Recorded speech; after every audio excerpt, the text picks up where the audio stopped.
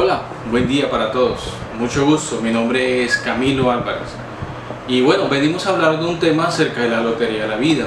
Y es una pregunta: ¿es éticamente correcto sacrificar una vida para salvar dos? Bueno, para contestar esta pregunta debemos ir un poco más allá de lo que solo somos como individuos. Yo mismo considero como correcto o quizás no, dado que las circunstancias cambian constantemente y el contexto no es igual o equitativo para todos. La idea es que como seres humanos generalmente somos racionales y también emocionales por naturaleza.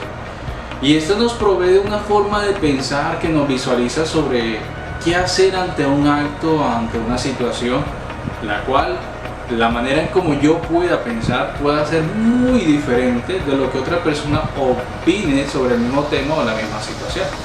Dado que hemos sido criados diferentes, tenemos costumbres diferentes, pero a medida que crecemos cambiamos lo que decimos, lo que hacemos, cómo actuamos, cómo nos vemos.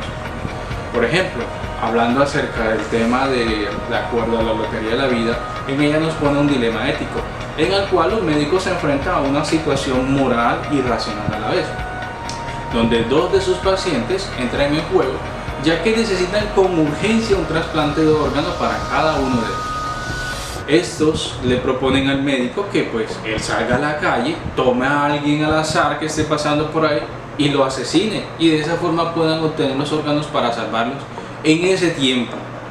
Y es aquí donde entra en juego el dilema moral de esa persona, de ese médico, puesto que quizás el no hacer nada, como ellos mismos le mencionaron, equivalía a igualdad a matarlos a ellos o asesinarlos, que también, por decirlo de alguna manera, es moralmente malo para poder salvar dos vidas. Es por eso que este médico se ve ante una controversia: hacer algo correcto o hacer algo moralmente correcto.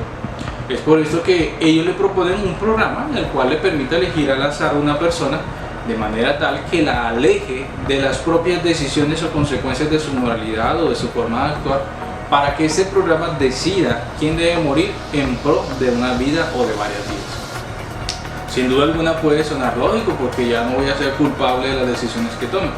No obstante, podemos decir que por omisión él nuevamente vuelve a jugar, de que pues estamos permitiendo de que se pierdan vidas o estamos asesinando a otros. Y es que quizás yo pudiera empezar a decir que desde mi punto de vista no sería lo adecuado, pues para ese tiempo, puesto que siendo racional, hoy día existen muchos métodos médicos ya comprobados en el cual se pueden salvar la vida de las personas sin necesidad de asesinar a otros. Pero alguien más pudiera decir que pues es correcto la forma de pensar de ellos para salvar más vidas de las que se perderán. Esto me ha llevado a pensar un poco en lo que sucedió hace poco en la anterior pandemia, en donde hospitales y clínicas del mundo estaban abarrotados, estaban llenos de personas que habían contraído el COVID, estaban en estado crítico, el cual hizo que muchos médicos empezaran a tener un dilema ético, se preguntaran si valía la pena quitar la vida de una persona para poder salvar otras.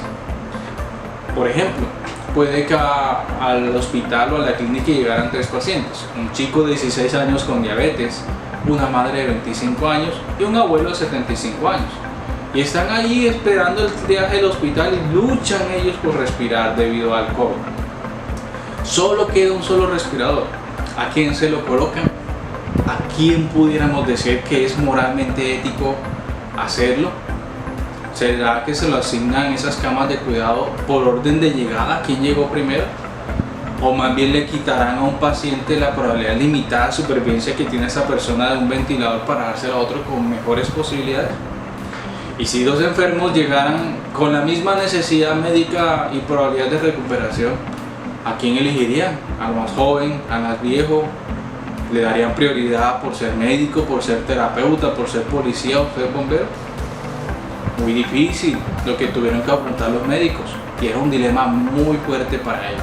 El determinar quién debía recibir tratamiento, quizás hasta contaban con pocos recursos, entonces podían decidir, bueno, quién tiene más probabilidad de morir y quién tiene más probabilidad de salvarse.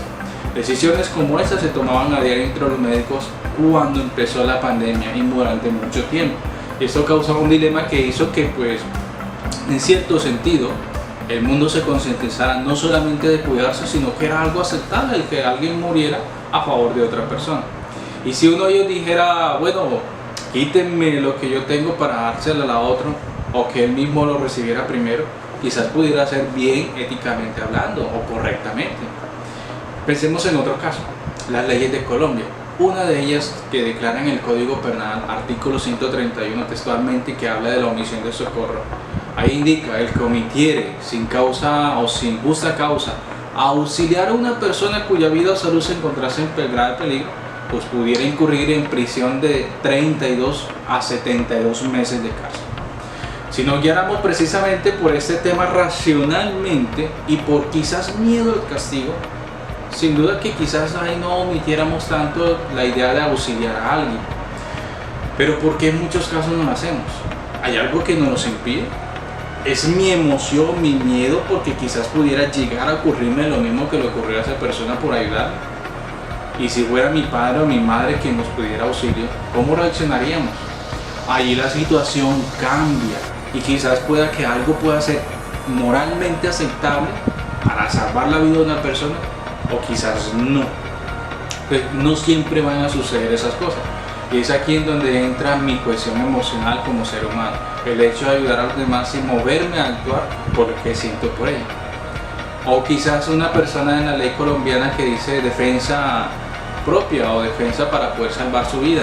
Si es un padre o una madre quien defiende a sus hijos de alguien que trata de hacerles daño y matar a la otra persona, ¿estaría bien en ese caso hacerlo? ¿Quitar una vida para salvar a otra? Puede que sí, o puede que no, porque quizás haya consecuencias de la forma de actuar, o quizás se salve. Entonces es ahí donde entra el dilema, donde entra el juego, lo que yo tengo que hacer con relación a lo que piensen los demás y a mi propia manera de actuar. Volvamos nuevamente al caso del médico y los dos pacientes. Y si ellos tuvieran un padre y una madre que viera que sus hijos están prácticamente para morirse, pero tuvieran otra oportunidad y ella o él le pudieran dar su vida, ¿no es verdad que se sacrificarían por ellos? ¿Cómo lo veríamos nosotros? ¿Sería algo moral y éticamente aceptable? Pues quizás pudiera ser que sí, sacrificar su vida para salvarlos a ellos. Por ejemplo, un médico en determinadas circunstancias pudiera reducir el dolor de una persona que se está muriendo, a pesar de que sabe que pudiera acelerar su muerte, pero lo que no hace es inyectarle morfina con el objetivo de matarlo. ¿Estará actuando él bien aún a sabiendas de que la persona va a morir? Temas como estos son el diario vivir y nos ayudan a confrontarnos y saber realmente qué pasa por nosotros, si está bien actuar en circunstancias o no. Entonces, cuando tenemos que sacrificar para dar la vida por otras personas, quizás pueda ser bien o quizás no. ¿Estamos actuando correctamente o éticamente o moralmente? La cuestión está en las manos de cada uno de nosotros, pero las formas de pensar cambian singularmente de todos. Y es aquí donde debemos pensar: ¿y yo estaría dispuesto a sacrificar mi vida para salvar a los demás?